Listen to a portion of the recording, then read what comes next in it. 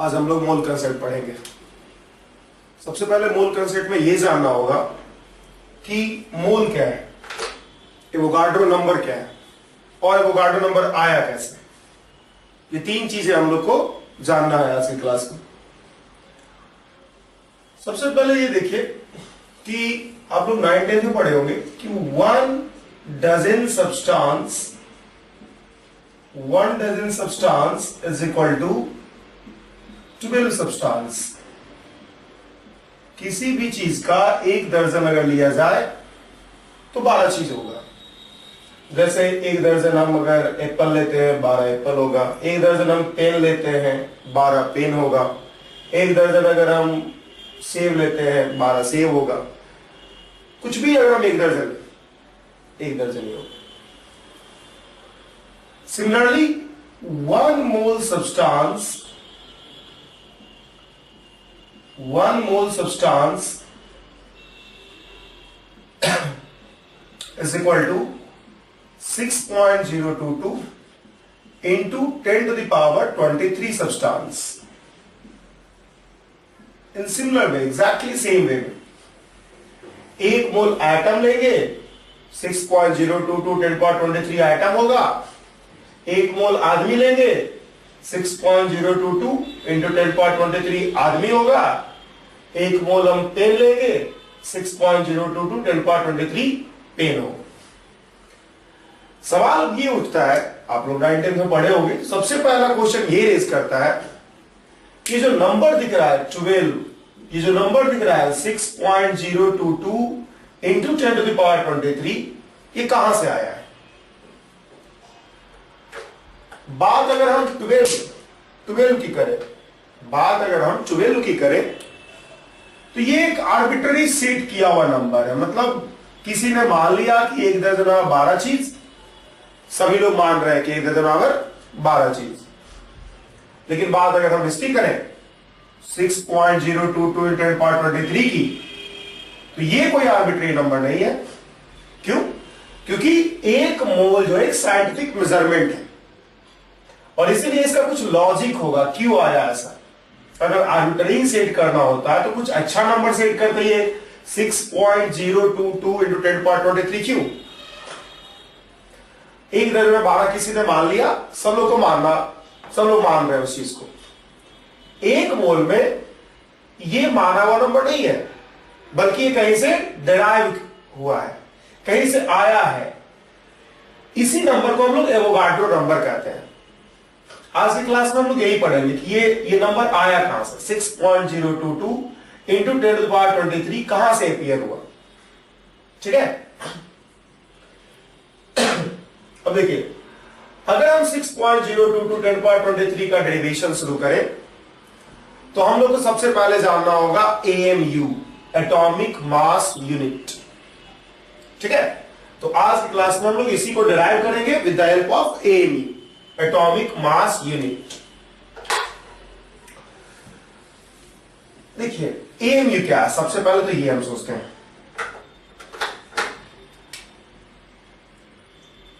देखो भाई, मान लो हम तुमसे कहते हैं कि वेट ऑफ ए पेन लिखिए। मान लो एक पेन का वेट पूछ रहा है तुमसे, तुम क्या लिखोगे? 10 ग्राम, 20 ग्राम, जो भी, 50 ग्राम, 5 ग्राम, 8 ग्राम, जो भी यह है। अगर हम वेट ऑफ ए मैन लिखते हैं तो क्या लिखोगे? 70 kg या 72 kg, कुछ भी इस तरह से। हम लोग मेजरमेंट कर रहे हैं ग्राम और केजी में।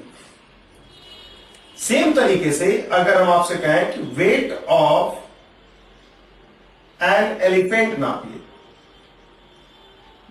वेट ऑफ एन एलिफेंट, क्या लिखोगे आप? लिखोगे 100 ton, not KG, not gram. क्यों? क्योंकि बहुत बड़ा चीज है। हम बड़े चीज का मास अगर हम ग्राम में नापेंगे तो इसको हमको बहुत सारा यूनिट रखना पड़ेगा, बहुत सारा जीरो रखना पड़ेगा, यूनिट वैल्यू 0। दिस वन, ये रखना पड़ेगा, इतना ग्राम होगा। और ये बहुत ही ज्यादा बड़ा नंबर हो गया, इसलिए ये थोड़ा सा मुश्किल होगा। अगर हम वेट ऑफ दिस बिल्डिंग है, इस बिल्डिंग का वेट कहें, पूरा जो हमारा हाउस है उसका वेट कहें, तो क्या लिखोगे आप? लिखोगे 500, मान लो 455 टन। क्या आप देख रहे हो? ये देख रहे हो आप कि अगर हम लोग को मास मेजर करना है या वेट मेजर करना है, केमिस्ट्री में वेट और मास को सेम ही कंसीडर किया जाता है। ये कन्वेंशन है, लोग कर रहे हैं तो हम भी कर रहे हैं, वरना हकीकत यही है कि मास ज्यादा अच्छा यूज करते हैं, लेकिन वेट अच्छे से यूज होता है। बहुत बड़े चीजों का मास, एलिफेंट है, बिल्डिंग है, इन सब का मास मेजर करने के लिए हमने एक बड़ा यूनिट लिखा, टन। सब लोग जानते होंगे 1 ton is equal to 1000 KG. Same तरीके से अगर हम आपसे कहें कि वेट ऑफ 1 एटम नापिए, मान लो 1 हाइड्रोजन एटम नापिए, तो हाइड्रोजन एटम इतना छोटा है, इतना छोटा है कि अगर आप ग्राम में नापोगे तो देखो क्या टर्म होगा। ग्राम में नापोगे तो इसका वैल्यू होता है लगभग 0.12345678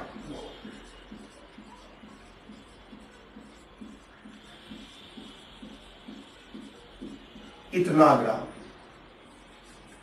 डेसिमल के बाद 23 शून्य है, 23। अब आप समझ सकते हो कि ये कहीं से सही तरीका नहीं है मेजरमेंट का।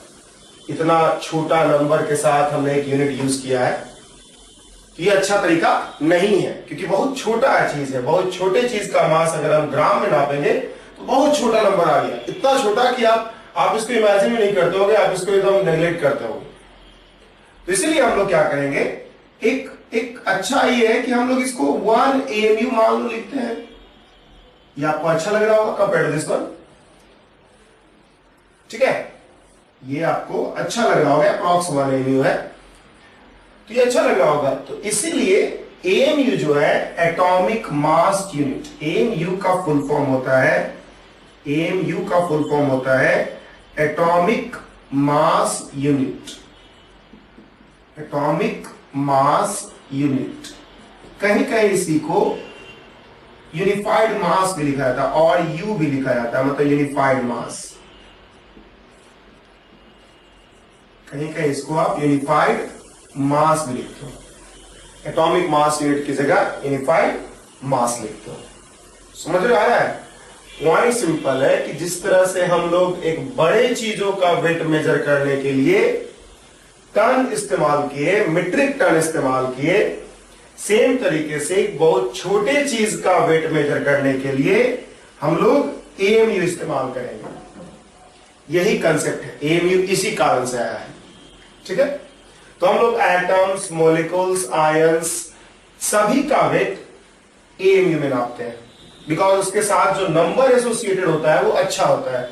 एक स्मॉल नंबर होता है, एक ऐसा नंबर होता है जो कि हम लोग यूज करते हैं। तो हम लोग को सारे एटम्स और मॉलिक्यूल्स का मास AMU में मेजर करना है, ठीक है? अब सवाल ये उठता है कि AMU में कैसे मेजरमेंट करेंगे? आप केजी में कैसे मेजरमेंट करते हो? आप अपना वेट मारना अपना है तो 1 kg आपके पास होता है, एक बैलेंस होता है, 1 kg होता है और एक बैलेंस होता है। बैलेंस मतलब तराजू होता है, और इन दोनों की मदद से आप किसी भी चीज का वेट मेजर कर सकते हो। सेम तरीके से केमिस्ट्री में भी अगर आपको वेट मेजर करना है, AMU में मेजर करना है, तो पहले आपको 1 AMU डिफाइन करना होगा, उसके बाद एक बैलेंस, केमिकल बैलेंस चाहिए आपको। केमिकल बैलेंस जो आप यूज करोगे वो होता है एक बहुत ही फाइन इंस्ट्रूमेंट। ऑब्वियसली आप इस वेट को आप तराजू से नहीं नाप सकते हो, तो इसलिए हम लोग एक बहुत फाइन इंस्ट्रूमेंट, एक साइंटिफिक इंस्ट्रूमेंट जिसको कि हम लोग मास स्पेक्ट्रोमीटर कहते हैं, उसको यूज करते हैं, ठीक है? तो हम लोग पढ़ेंगे कि क्या होता है AMU और कैसे आता है ये सब चीजें। देखिए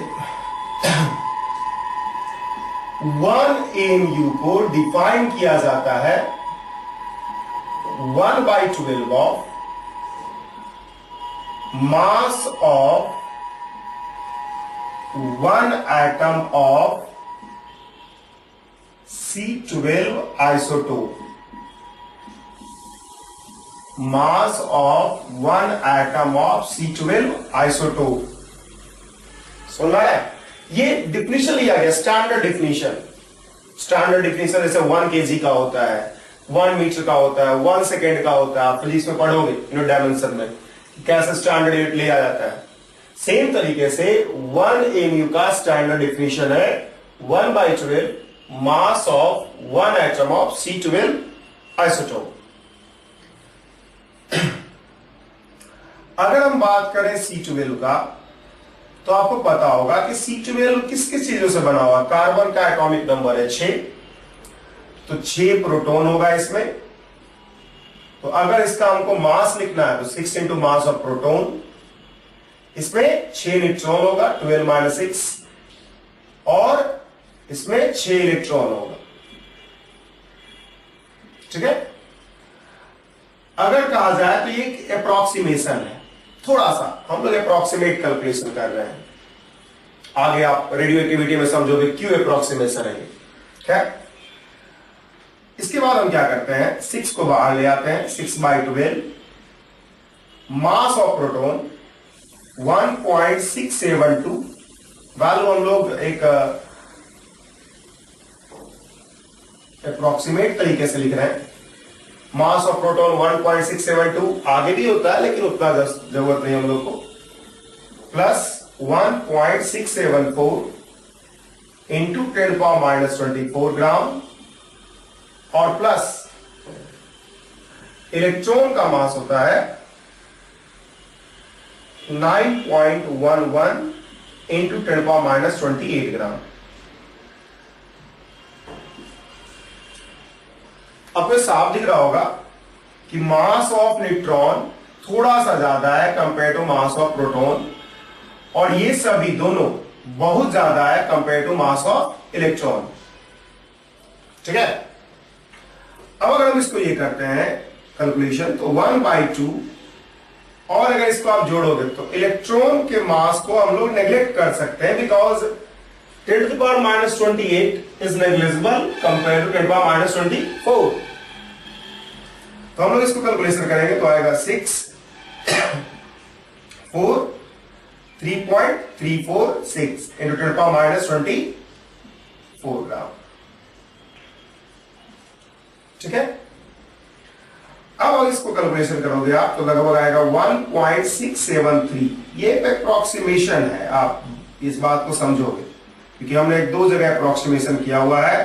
पहला अप्रोक्सीमेशन हमने न्यूक्लियस के मास को न्यूक्लियॉन्स के मास के बराबर लिया, दूसरा अप्रोक्सीमेशन हमने इलेक्ट्रॉन के मास को नेग्लेक्ट किया। तो अब देखो 1 AMU इज इक्वल टू, हमारे पास क्या आ रहा है, देखो हमारे पास आ गया 1.673 इंटू 10⁻24 ग्राम।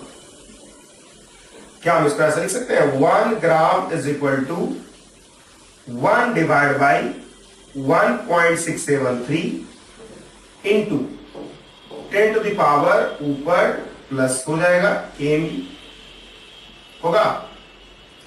इसको आगे हम कन्वर्ट कर सकते हैं 10 divided by 10 divide by 1.672 into 10 to the power 23 AMU।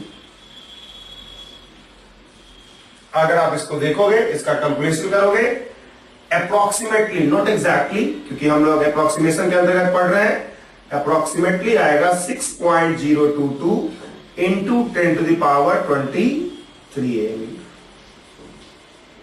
ठीक है। तो आपके पास एक रिलेशन बन गया है। क्या आपके पास एक रिलेशन बना, 1 gram is equal to 6.022 into 10 to power 23 AMU।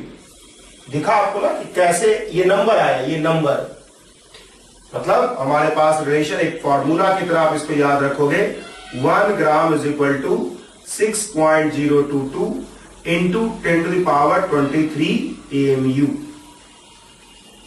Mole concept का एक फॉर्मूला है ये। इसके अलावा मोल कंसेप्ट का पहला फॉर्मूला ये हम आपको बताएंगे याद करने के लिए। ये सभी चीजें जो हम बॉक्स में कर रहे हैं ये बहुत इंपॉर्टेंट है, हर जगह यूज होगा। ठीक है, तो आपको दिख रहा होगा कि ये नंबर कैसे अपीयर हुआ, 6.022 इंटू 10⁻23 AMU। हमने 1 AMU का डिफिनेशन लिया 1/12 of mass of 1 atom of carbon 12 isotope, जिससे कि डिराइव होके आ गया 1 gram is equal to 6.022 into 10⁻23 AMU। ठीक है, ये नंबर आया कहां से आपको दिख रहा होगा, AMU के डिफिनेशन से ये नंबर आ रहा है। अगर हम मान लो AMU का डिफिनेशन कुछ चेंज करते हैं तो ये नंबर चेंज करेगा, डेफिनेटली करेगा, कैलकुलेशन से आ रहा है, डेफिनेटली चेंज करेगा। क्या वो हम लोग आगे पढ़ेंगे कब क्या चेंजेस संभव है इसमें।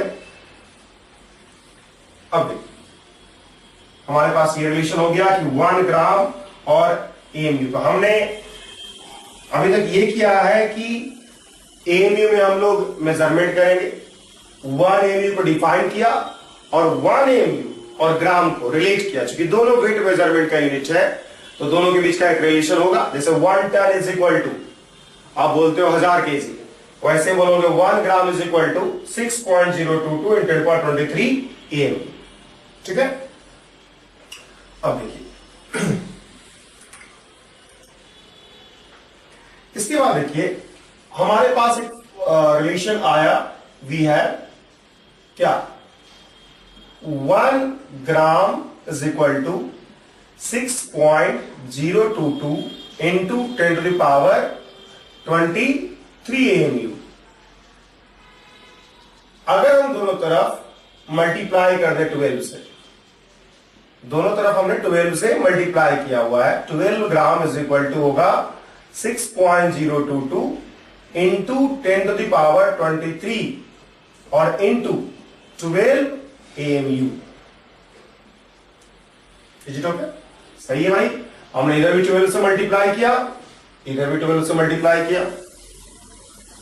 अगर आप इसको देखोगे तो ये नंबर क्या है, 6.022 इंटू 10⁻23 इंटू 12 AMU के जगह हम लोग क्या कर सकते हैं, पहला formula mass of 1 atom of carbon 12 होगा। पहला formula 1 AMU is equal to 1/12 of mass of 1 atom of C12। तो 12 AMU इज इक्वल टू क्या होगा, 12 इधर मल्टीप्लाई कर दोगे तो हो जाएगा mass of 1 atom of carbon 12 is equal to 12 AMU और it is equal to 12 gram. अब देखो एक एटम के मास में ये नंबर मल्टीप्लाई किया हमने तो कितने एटम का मास होगा, इस नंबर ऑफ एटम का मास होगा।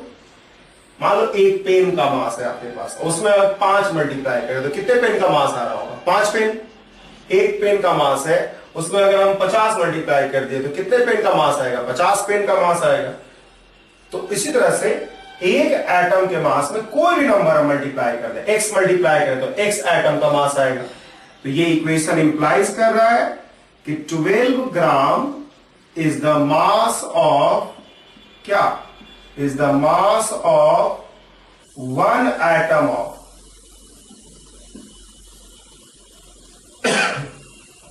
is the mass of 1 atom of carbon 12। ठीक है, इसमें कोई दिक्कत, sorry mass of 6.022 into 10⁻23 atoms of carbon 12।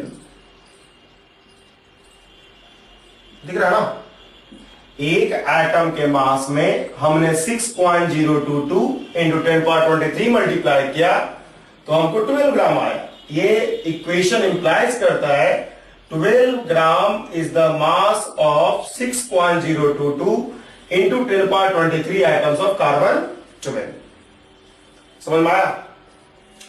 अब देखिए, अब हम लोग 1 मोल डिफाइन करने जा रहे हैं। डिफिनेशन ऑफ 1 मोल।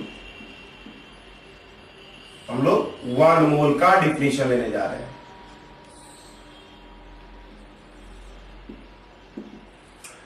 देखिए 1 मोल का बहुत जगह आप डिफिनेशन देखोगे कि 1 mole of any substance is defined as 6.022 × 10⁻23 substance. ये डिफिनेशन नहीं है। पहली बात डिफिनेशन ये है 1 mole of any substance has as many number of substance as there are number of carbon 12 atoms present in 12 gram of carbon 12। समझ में आया? 12 ग्राम कार्बन 12 में जितना कार्बन 12 एटम्स का संख्या होगा उतना ही 1 मोल सब्सटेंस में सब्सटेंस का संख्या होगा। समझा? पॉइंट ये है 1 mole of any substance, 1 mole of any substance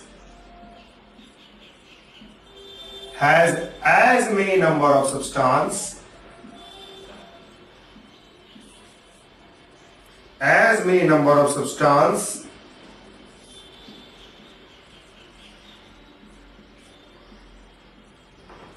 as there are number of carbon 12 atoms present in कितना 12 ग्राम ऑफ कार्बन 12। कार्बन 12 के 12 ग्राम में जितना नंबर ऑफ कार्बन 12 एटम्स होगा उतना ही सब्सटेंस का संख्या किसी भी सब्सटेंस के 1 मोल में होगा। समझ में आया?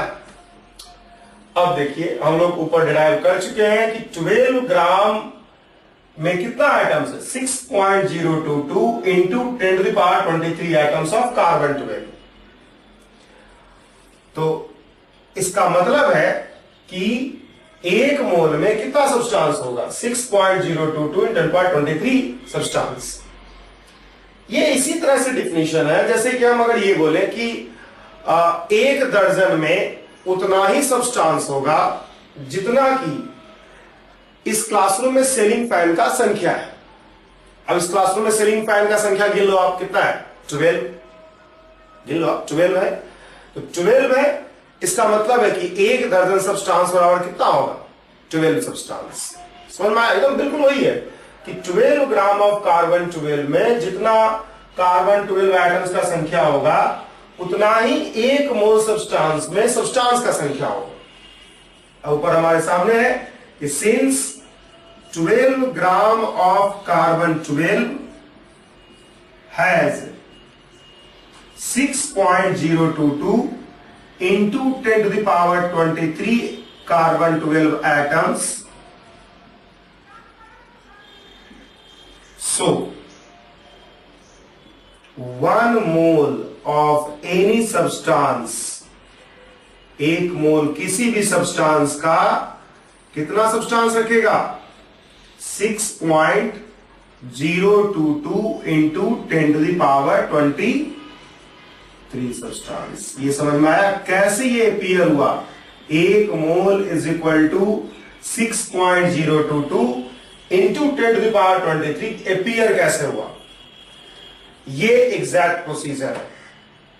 बहुत आप लोग 9th-10th में सब लोग यही पढ़ता है कि 1 दर्जन बराबर 12 थिंग्स, तो 1 मोल बराबर उसी तरह से 6.022 × 10⁻23 थिंग्स। इवन 11th-12th स्टैंडर्ड में बहुत लोग पढ़ते हैं इस तरह से है, जो कि गलत अप्रोच है, जो बच्चों के लिए अप्रोच है। गलत नहीं कह सकते हम, लेकिन ये जरूर है कि वो बच्चों के लिए, मतलब जो 9th-10th के उनके लिए है।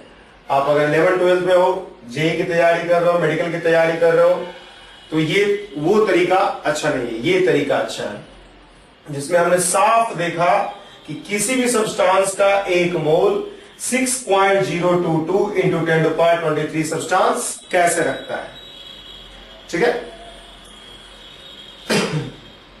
देखिए जो 1 मोल सब्सटेंस में सब्सटेंस का संख्या होता है उसी को बोलते हैं हम लोग Avogadro number. the number of substance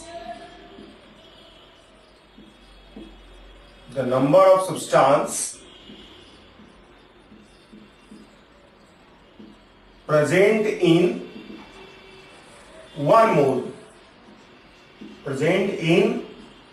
mole is called Avogadro number, represented by N and A. Na is equal to हमारे पास कितना हमारे पास नंबर है 6.022 into 10 to the power 23। दिखा? तो इस तरह से एवोगाड्रो नंबर का वैल्यू आता है 6.022 into 10 power 23। सबसे बड़ा पॉइंट यह है एवोगाड्रो नंबर के बारे में कि 99% लोगों को लगता है कि Avogadro number is a constant, जबकि ऐसा नहीं है। एवोगाड्रो नंबर को हम लोग कांस्टेंट की तरह ट्रीट करते हैं। एवोगाड्रो कांस्टेंट इसको बोला जाता है इसलिए बिकॉज हम लोग 1 AMU का और 1 मोल का डिफिनेशन चेंज नहीं करते हैं। अगर हम 1 AMU या 1 मोल का डिफिनेशन चेंज कर दें तो एवोगाड्रो नंबर का वैल्यू चेंज कर जाएगा। आप लोग देख रहे हो कि हमने डिराइव किया बकायदा कि कैसे आ रहा है ये नंबर। जैसे देखिए हमने कैसे लाया ये नंबर।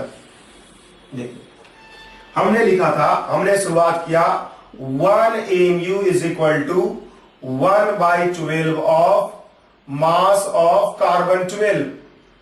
ठीक है, इससे आया 1 gram is equal to 6.022 into 10 power 23 AMU। इससे हमने रिलेशन निकाला कि 12 ग्राम हैज कार्बन 12 हैज कितना 6.022 into 10 to the power 23 carbon 12 atoms. और इससे हमने निकाला कि 1 मोल में 1 मोल का डेफिनेशन अप्लाई करके हमने निकाला कि 1 mole of substance has 6.022 into 10 power 23 substance. 1 मोल का डेफिनेशन अप्लाई किया कि 12 ग्राम में जितना होगा कार्बन 12 उतना ही होगा 1 मोल सब्सटेंस का संख्या। अगर हम मान लो इसको चेंज करते हैं, किसी क्वेश्चन में आपको दे दिया गया हो कि एवोगाड्रो नंबर को एवोगाड्रो नंबर वैल्यू पूछ रहा है। बहुत लोगों को लगता है एवोगाड्रो नंबर तो फिक्स है, सीधा सीधा आंसर लिख देते हैं लोग, वो बहुत गलत है। अगर आपको 1 AMU का डेफिनेशन चेंज किया तो ये चेंज होगा। मान लो हम 1/10 कर देते हैं तो अलग आएगा कैलकुलेशन करके, ये अलग आएगा तो सब अलग होगा, ये अलग होगा मतलब एवोगाड्रो नंबर का वैल्यू चेंज कर दिया। अगर फिर क्या करते हैं हम ये सबको सेम रह देते हैं। मान लो हम यहां पे इसको चेंज नहीं करते बल्कि यहां पे चेंज करते हैं हम 1 मोल का डेफिनेशन। 1 मोल डेफिनेशन को हम लोग चेंज करते हैं। मैंने कहा था कि 1 मोल में उतना ही सब्सटेंस होगा जितना कि 12 ग्राम कार्बन 12 में कार्बन 12 एटम्स का संख्या है। अगर हम इसको चेंज करके ये कह दें कि 1 मोल में उतना सब्सटेंस होगा जितना 20 ग्राम कार्बन 12 में कार्बन 12 एटम्स का संख्या है, तो 12 ग्राम में इतना है तो 20 ग्राम में कुछ अलग होगा ना, अलग होगा तो मोल अलग हो जाएगा। इसका मतलब साफ साफ है कि जो एवोगाड्रो नंबर है is not a fundamental physical constant, बल्कि इसका वैल्यू डिफिनेशन ऑफ 1 AMU और डिफिनेशन ऑफ 1 मोल पे डिपेंड करता है। ठीक है, तो हम लोग लिख लेंगे कि एवोगाड्रो नंबर, ये चीज याद रखिएगा, ये सब लोग को अधिकतर लोग को लगता है कि कांस्टेंट है। Avogadro's number is not a fundamental physical constant. Fundamental physical constant वैसे कांस्टेंट को कहा जाता है जिसका वैल्यू कभी चेंज नहीं करता है, जैसे प्लैंक कांस्टेंट, जैसे universal gravitational constant. Avogadro number is not a fundamental physical constant and its value and its value depends on definition of 1 mu,